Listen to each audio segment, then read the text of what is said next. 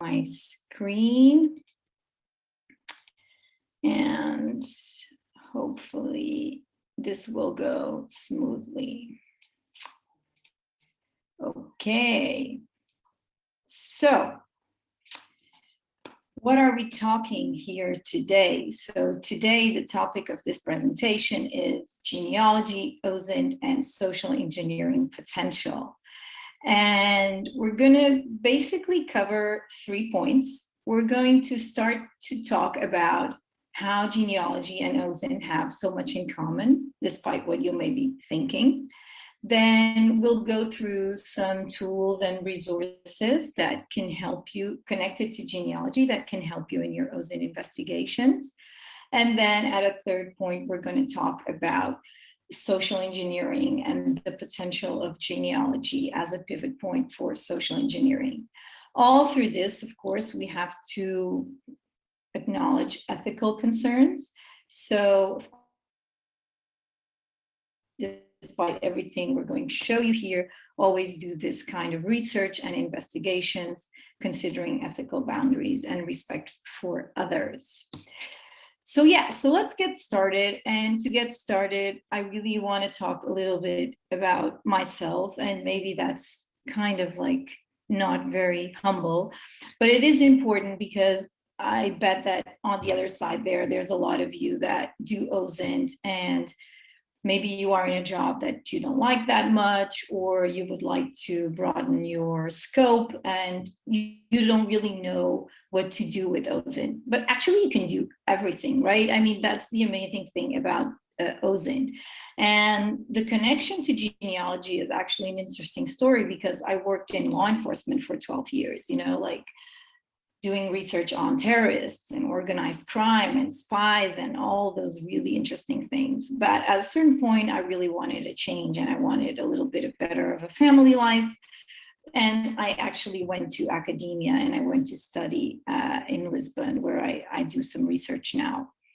But for the last 2 years, I've kind of started to develop a hobby that now is a company in genealogy, because I always kind of love genealogy. And currently I have a company that actually employs 15 people and that is doing quite well.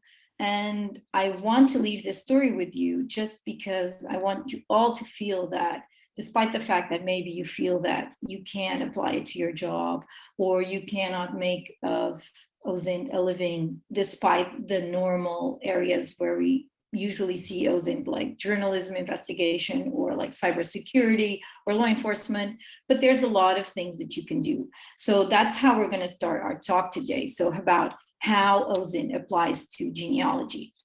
Now, basically, there's 3 things that genealogy and OSINT have in common. First, the type of person that likes genealogy and OSINT are usually very similar in terms of the qualities that you need and the type of things that you like. Second, the type of elements that you collect during your collection process is also very similar. And the entire cycle and the entire process of collecting and analyzing is also very similar. Now, when we're talking about a person, what kind of person likes OSINT? Well, I'm a member of the OSINT Curious team, and I've always felt that it's a really good word because curiosity actually usually defines people who are kind of addicted to OSINT, right? Because we can't see something and not go after it. And in genealogy, it's quite the same. It's just, you start wondering, you ask your father, why did grandma didn't use grandfather's name? And then he goes, yeah, there was this history about his surname that had, and you just want to know more. And it's just something that gets into your head and you can't take it out. So definitely curiosity is something that exists in OSINT researchers and in genealogists as well, this endless search for answers. Then there's another characteristic that you almost feel that you also need very often, and believe me, you need it in genealogy as well, which is tenacity. I mean, you need to be persistent. You can't quit on the first time that you're going through I don't know how many social media platforms, and you can't find the profile of the target you're looking at, and you just want to give it a quit, and you just have to keep kind of pushing and pursuing and thinking that eventually it will pay off, because we know that most of the times it will. And you can also only have results if you have a third characteristic, which is also very important, which is the ability to step out and see things from a distance and trying to connect dots that apparently at a first sight will not look connected. So this is also something that's really important, that both genealogists and OSINT researchers will look at something like, I have someone and he's from the military, and I know that because where in a reference to him it says lieutenant. And what does that tell me? That tells me that he was probably abroad, or maybe abroad, and maybe his name or his data is in some military record. And you will do this in a normal OSINT investigation, you will do it in a genealogical investigation. Everything's about people and how they behave and how historical events and how things happening change lives of people. Like there were floods here, maybe they moved, and all this thinking about getting the data that you already have and trying to understand it in a bigger scope of what's happening in that place and at that time is important, both for OSINT researchers as for genealogists. So if you're this kind, I mean, you would probably make a really good genealogist. And yeah, you can always start. I started late, so it's never late to start. The second thing that genealogy and OSINT have in common is the issue of elements. So in both cases, we deal with two types of elements. We deal with identifiable elements, like a name and a birth date, for example, or an address, a very specific address. These are like types of data that will be very much singular about that person or a very small group of people. And usually when you have that, I mean, you may have one or two false positives, but usually it's a very identifiable lead, right? But very often people don't underestimate, and they do this in OSINT as they do in genealogy, they will underestimate contextual data. And contextual data can be like the fact that that person was in the military, or the fact that they're still single when they're like 50, for example, maybe they were a priest. Or for example, if you're looking at a HTTP header of an email, it may be like the browser the person's using, or their operating system, or their time zone. So sometimes we're focusing on the email or the IP, but we also have all this contextual data that we need to take into account when we're doing our analysis. And usually the best researchers will make the best use of combining both. So they will not only focus on that very specific email or that very specific name or birth date, but they will also look at, okay, if the person's sending me the email from this time zone, what does that mean, for example?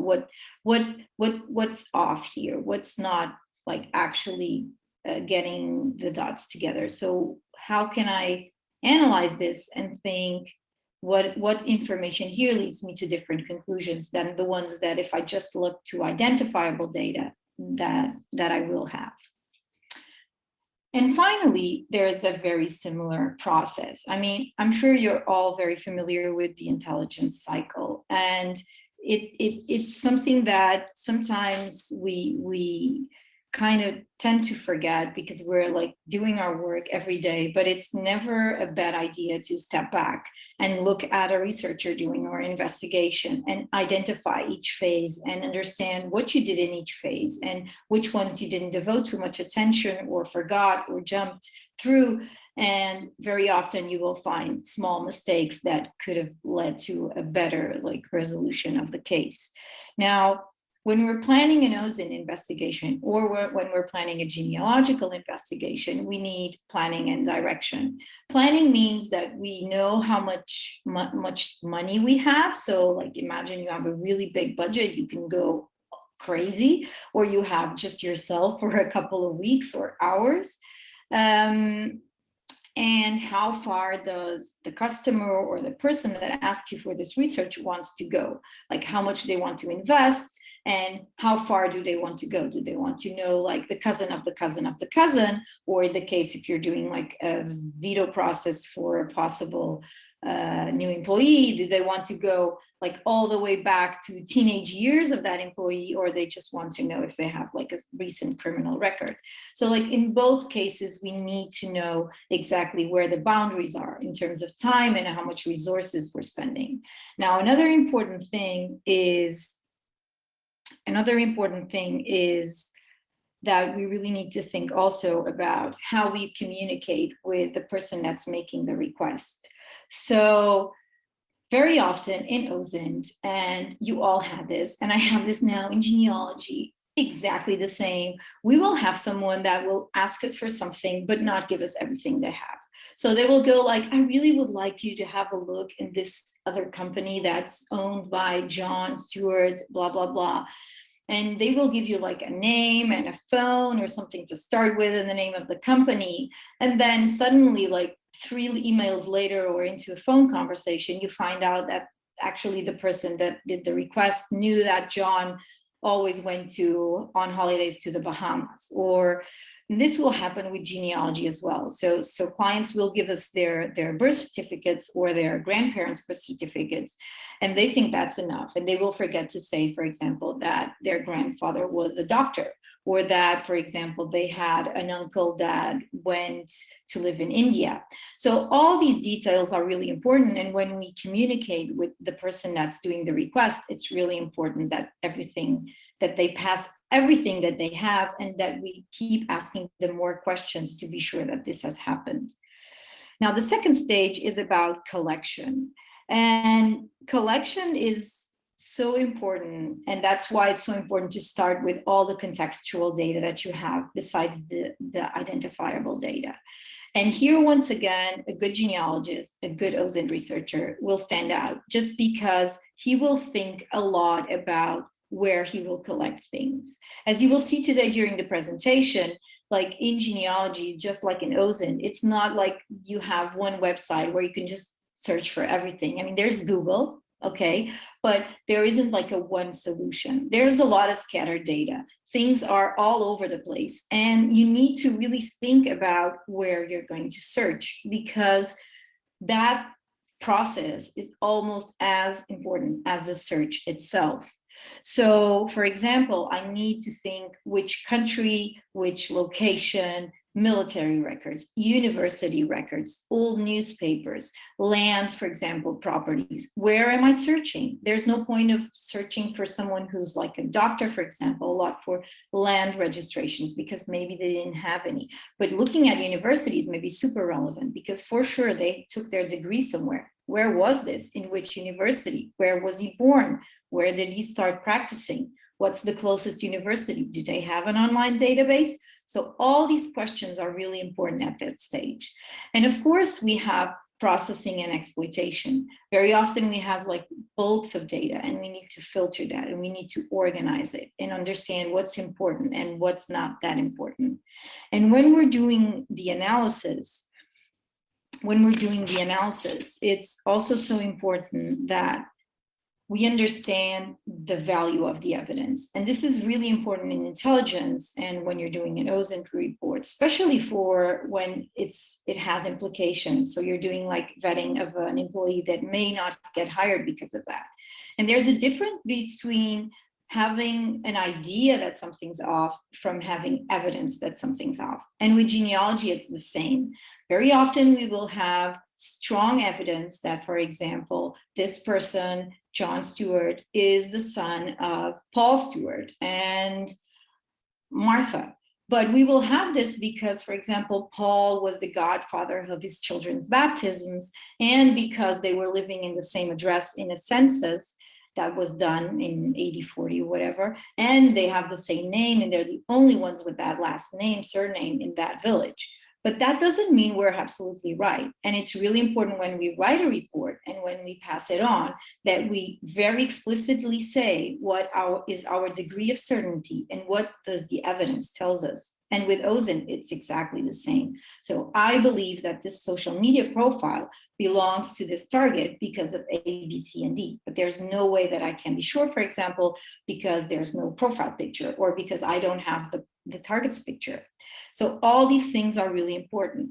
Of course, dissemination, in our case, for example, in our company, we always deliver the report to the client that then goes through it with a lot of joy, I like to think, to see like what's his background and what are their roots.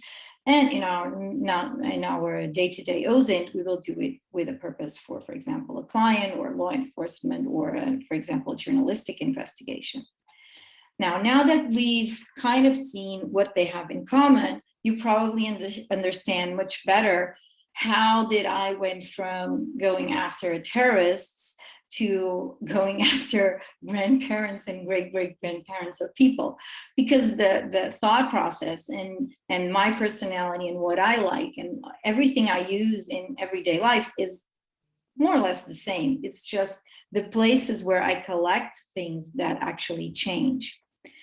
Now, when we're talking about sources, so where do you collect the data? Can you get data? We're talking about a myriad of sources. So I think for social media platforms, there is more or less a monopoly, but for genealogical sources, there's it's completely scattered. And it has one characteristic, which is sometimes frustrating, which is it's very national. So usually historical archives and everything that has to do with birth certificates or land registries are very connected to a country, for example, okay? So in this presentation, I'm not gonna go through 100 tools from Brazil to Spain to the Netherlands to the US because it would just be too much. We're gonna focus in especially 3 or 4 types of tools that are really important, and one in specific that's very good and that's free, that has worldwide records, that takes about 5 minutes to create an account. So you can all, at the end of this day or in the weekend, have fun, create an account. You just need an email. It can be any email. And you will have access to billions of documents, public records, photos, and books. And that tool's Family Search. Family Search is kind of like the Facebook for genealogy. So it's probably the biggest tool and the one that has more data in it. But I would still tell you that there are some tools similar to Family Search, like MyHeritage or Ancestry.com, that also have really relevant information, but they are not free. Now, one of the things that you should remember when you're doing, in this case, OSINT, is MyHeritage and Ancestry.com, for example, are platforms where you have living people. So sometimes people will create their family profiles and they will have them public. So this is really interesting from an OSINT standpoint. I didn't bring it here today because since it's not a free tool, it would just, create all these expectations and then you can't use it. So we're going to focus on what's free, but I did wanted to warn you that, for example, MyHeritage is really worth a look, especially if you're looking at the person, the target himself or his parents or the first generation, right? So once you create an account on Family Search, this will be the main entrance view. Now here, what you have is a lot of options, but we're going to focus especially on one of the topics here on the top, which is search, right? Now, search allows us to go through records, images, family tree, genealogies, catalog, books, and research wiki. Now, today we're going to look at records and images only, but if you do go through this in the weekend, go through, for example, the books section, because it has loads of books, more than Google Books has, for example, or HathiTrust, which is another online book platform that we use a lot. Both Google Books and HathiTrust allow for textual search. So if you have the grandparent, for example, of someone and you want to search for them, or the parent, for example, you can do it on Google Books, you can do it on HathiTrust, and you can do it here on the Books platform or Family Search. Because if there's a book about the family where they speak about like how many children they have, where did they live, everything and so on, sometimes it has what they did for a living, it will probably be here on the Family Search Books option, which allows for textual search as well. And very often lets you read some of the text, right? The catalog allows you to search for location, for example, and see if you're looking at birth certificates in, let's imagine, Barcelona, Spain, you can go to the catalog and just see the last years of birth certificates in Barcelona, Spain. They don't have everything in the world, but usually they will have more than anyone else. So it's free. So it's always worth to have a look, right?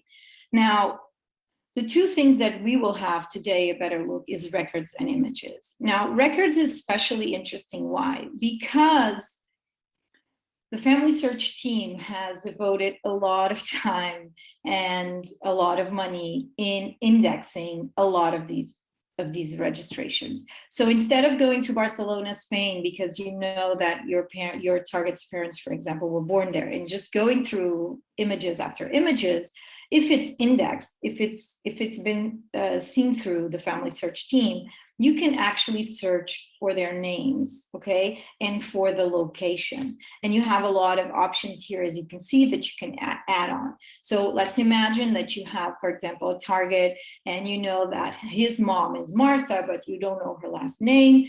And you know his father is Paul Stewart and he's John Stewart. So probably about John, there's no records because it's still something like very recent, but you can always search, for example, for Paul Stewart with the spouse Martha living in Barcelona, Spain, for example. So these are the kind of Boolean searches that we're all used to do when we do our OSINT work, and that you can also use this. Now, what kind of results do we get? Now, Family Search has because it's free and because of privacy issues, and very well, they don't have, or they try not to have, data on living people, okay? So that means you won't find like the target's birth certificate.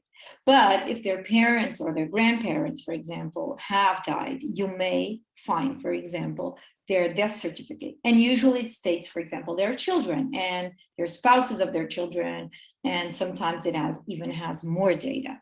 It always also has people that were born a long time ago and that the platform assumes are no longer living. So birth certificates and all of that, right? Now here, what I did was basically I took Rhode Island, which is where I wish we would all be right now, but we can't because of the pandemic. And I took the last name Narciso, which is my last name, and I just went to search, okay, let's see if I have like family members over there. So there's a lot of results. It ended up giving like 2,000, 3,000, well, a lot, but I just did a screenshot so that you can have an idea of what kind of documents you will trove. Now, some of them are in image form, some of them will just have the data, but then you will have ideas like siblings, for example. As you can see here, you will have name of the father, of the mother, of the spouse, of the children, and you get a lot of information. Now, what kind of information do you get here? For example, here we have a census of this family, and you will have like they were all living together, for example, and you will have the idea of the children, of their age, and you will start to have a timeline. So if you're looking at a person, for example, and you want to understand their personality, their profiling, and you understand that, for example, his father or his mother were one of a family of 10 siblings in which they were all super close together and they lived together until very long, that allows you to have an idea of his family support system, for example. Now, these are small details, but when you add them all together, as we will see in the end of this presentation, you will have a lot of data to work on. Then you will have things like this. So this is in Portuguese, but this is a death certificate, actually from 2012, I think.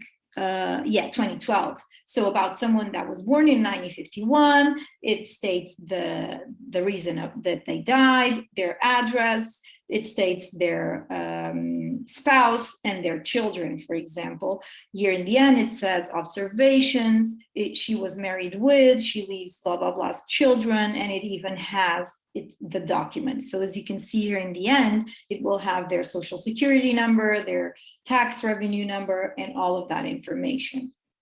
Just right there, just by searching for the name, for example, in this case. So this gives you also a good idea of what kind of data we can find in these types of platforms. Another thing that you also should have a look at is images. So besides records, the images are geolocated. Now here we have an example of a place in the coast of Ireland, for example, where I just put the map over it. And you can see all the databases that Family Search has for this area. So here, for example, we have school records, but it also may be like graveyard, immigration cards, birth certificates, land properties, wills, a lot of documents about that area.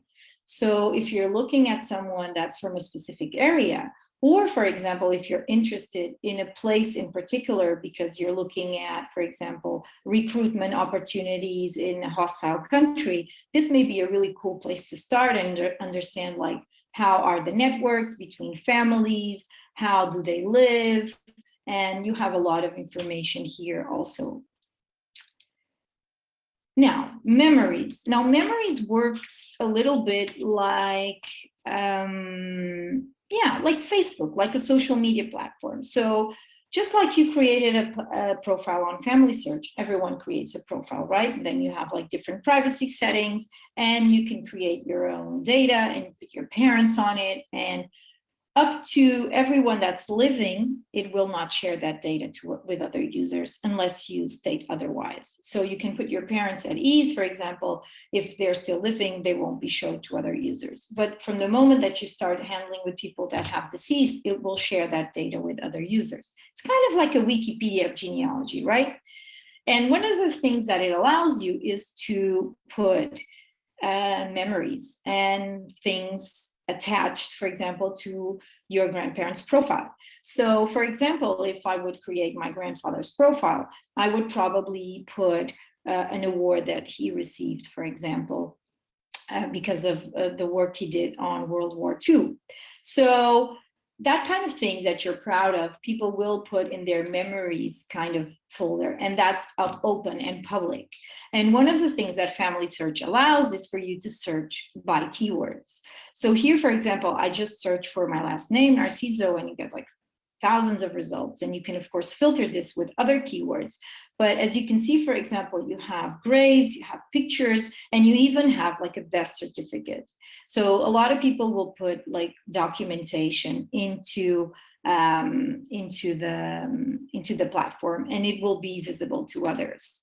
You can also search, for example, for a location. So imagine there's a really hostile location that you really need to spend some time to do some research, like on the ground, on the field.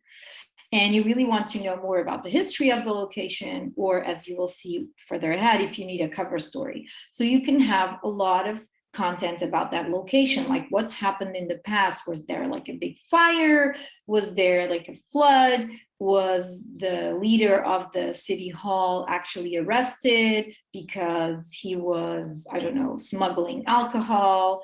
Something like that will pop up in these kinds of researches. So this is also really useful to search for locations. Now, finally, and I would tell you that MyHeritage and other paid genealogical platforms are also really interesting to do this.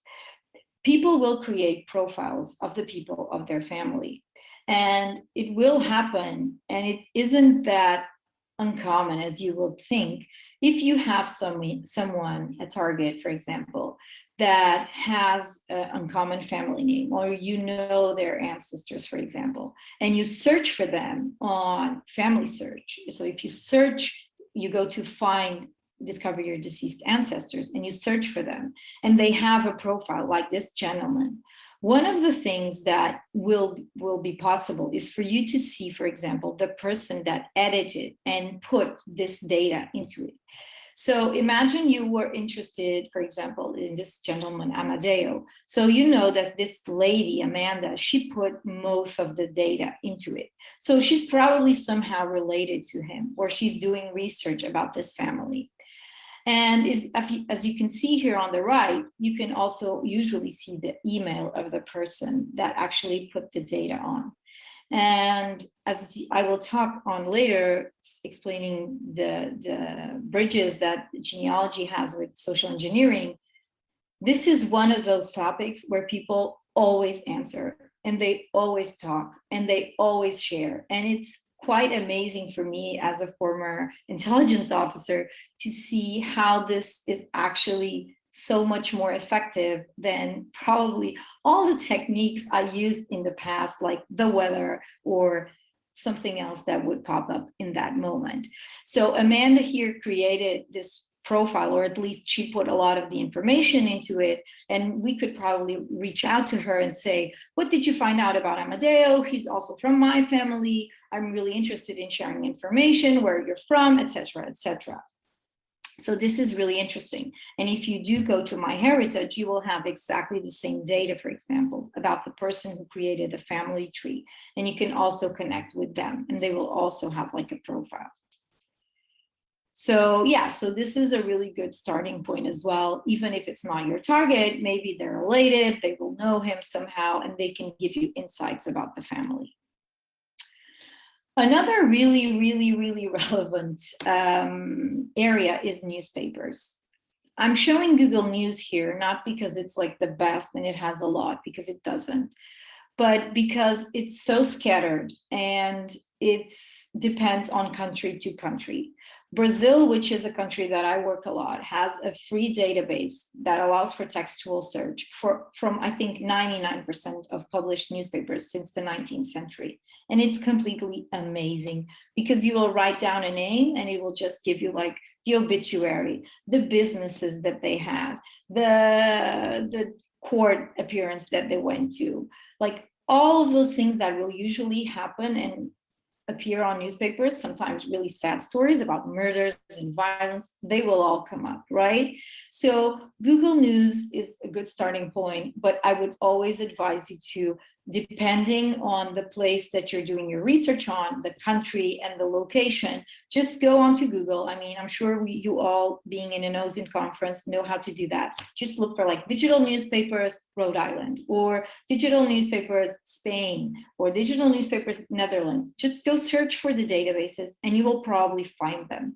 And many of them are searchable for text. And that's really a really useful tool because very often you will get data from like 1980, 1990, and you will have data, for example, even about the birth of your target, for example.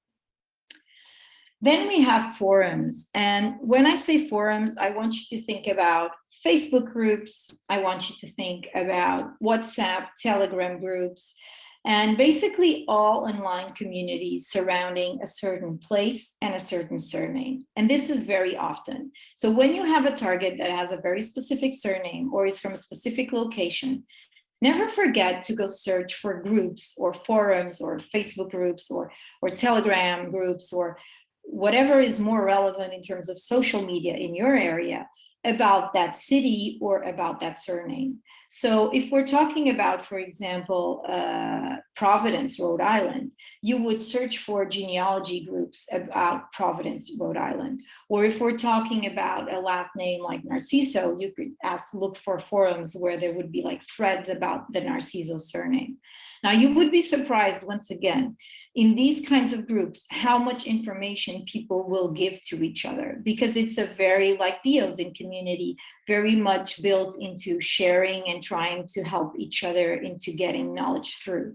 So if you go into a genealogy Providence Facebook group and you ask about a certain family, you will probably get 10 times more than you would if you would just, go to the bowling group that they're in or something else. So this is really interesting because people will share a lot of their family history and they will share a lot about their contact details. So here as a picture, I just put like someone just giving an email to another user. And when I say email, we have a lot with phone numbers as well. So people will say, okay, just WhatsApp me or just text me or FaceTime me, this is my number. And very often their own profile, like in this case, this user has a username CCP, will have also more data, will have their date of birth, and will have all the threads in which they wrote something on. So you can do this also on Facebook. You can use this, try this in a WhatsApp group or a Telegram group. Just try to see what the user has written about, and usually it will give you a really cool idea about their family history and about what he's searching.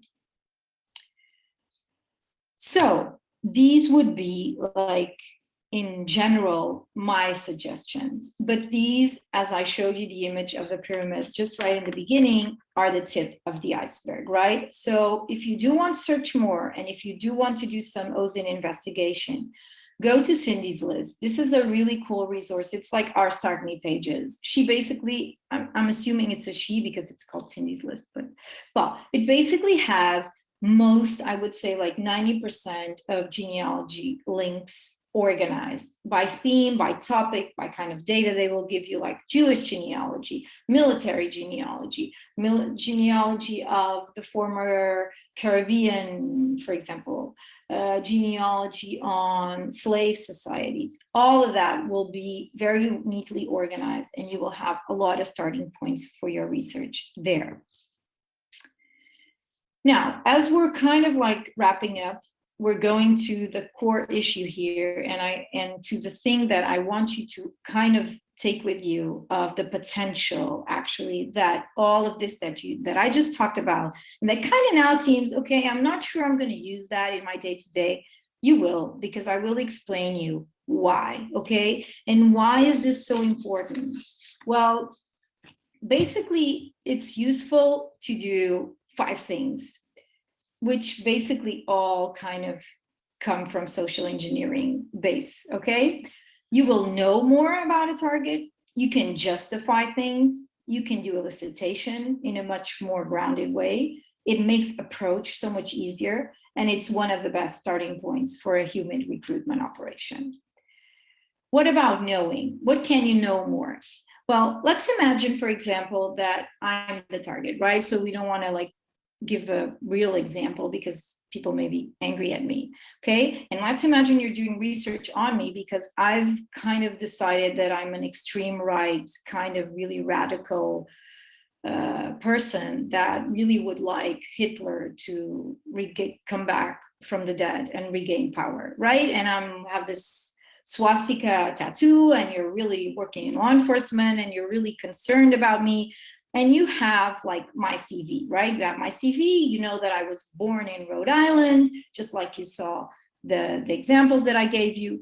And this is your starting point, right? I mean, what could you find, for example, through genealogy platforms? First of all, you could find that, for example, there are not a lot of Narcisos in Rhode Island. Probably there's like, from Portuguese descent, there's probably like 8, maybe 10, maybe 20. So this would make your life easier, right? And very easily, you would probably find some possible relatives, like my grandfather, for example, or someone that you knew that was probably related, right? And imagine you find the obituary, for example, and in the obituary is my name, for example, because this is very common that like in the obituary, like the grandchildren will say like have their name on it, just like their children. You would also find, for example, that the person that created my grandfather's profile, for example, would be like a distant aunt, like a sister of his or something like that. And she would have her email. So that would be like a good starting point as well. Imagine from that email that you go run it through Facebook, and you understand that that lady, that aunt of mine, has a Facebook profile. So maybe you haven't found my social media profile because it doesn't have my name and because I'm using some kind of sock puppet, but because you found my aunt's, and my aunt has like a really open profile, suddenly you have my profile because you just go through the messages and I say, it's a picture, aunt, you look so nice, okay? And this is very often that we can't find a social media person's profile and we forget to think about their relatives. What if I knew like their aunt's name, their cousin's name. Maybe they're easier to find. Maybe like that, I could pivot and find their social media profile. So in these kinds of things, family search and other genealogical platforms can be really useful. Now you have like my Facebook profile, right? And this is really cool because you have a starting point and you find something new. And you have like a timeline. You understand that I was born in Rhode Island, but actually that my entire family came from Portugal, and that they came when I was like, after I was born, like right after they came. So that actually like my entire family comes from Portugal. So the next point that you want to do is you want to go to my hometown, or you want to go and start asking questions in the group, Facebook group, or the Facebook groups related, or the Instagram accounts related to me somehow, like from family members, or maybe from the business that I was, whatever. So let's imagine you find out that my family used to own a restaurant, right? And now it's closed. Now, what can you do? You can like go to the restaurant, go to that place where it was on the street. You can take pictures.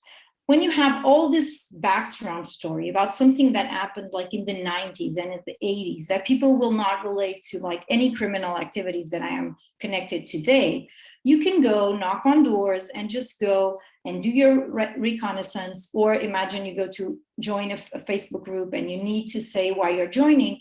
I'm a journalist, I'm a researcher, I'm doing about Portuguese cuisine in Providence, Rhode Island in the 90s. And I'm interested, why did these restaurants went bankrupt? What happened? Was there economic crisis? What families were running them? Why did it go wrong? Can you help me? And these kinds of things will open so many doors and will help you so much making the right questions, having a good cover story, and making everything plausible. So it makes it easier for you to make the right questions, to be in the right place, with a good justification for that, right? You can even ask documents, for example, if you're interested. Now, next, you're going to the street where I used to live, or you're in the Facebook group of the small town I used to live, and you want to start asking some questions, right? I mean, I was saying in the beginning, this is something that's so much better than weather and anything else that you can probably imagine to unblock conversations, especially with old people who have an amazing memory and that will tell you so much about what my family was, what happened to my family. My father was really actually very angry. He was very violent. And that's why the restaurant went bankrupt, because he was not nice to customers and people just stopped showing.